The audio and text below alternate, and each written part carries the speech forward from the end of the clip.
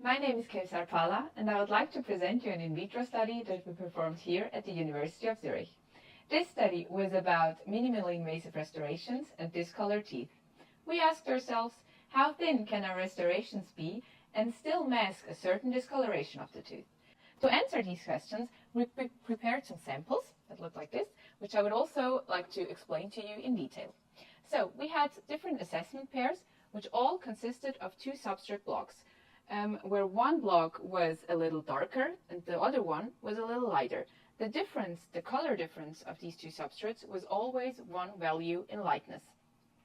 And then we prepared platelets in different thicknesses. These were feldspathic ceramic platelets in thicknesses of 0.1 and up to 0.5 millimeters.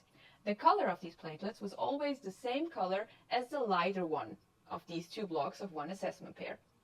We cemented these platelets on top of the substrate blocks, and we asked different groups of evaluators whether they were able to detect a color difference between these two blocks.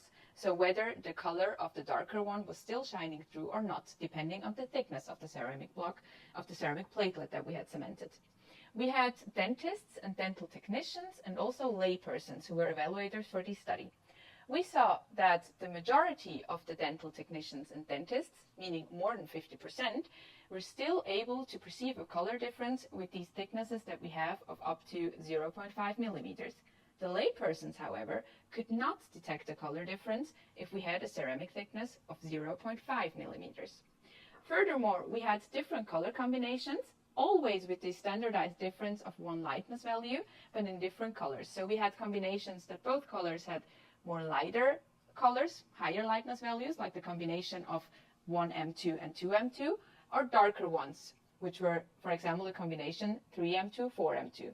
And we saw with the color combinations with lower lightness values, a thickness of 0.4 millimeters was already enough to cover up this color difference if laypersons were evaluating these samples. We hope that our results will help clinicians when they are trying to decide how thick their restorations can be or how minimally invasive they can be when it comes to masking a discolored tooth. I hope you enjoy reading our article. Thank you.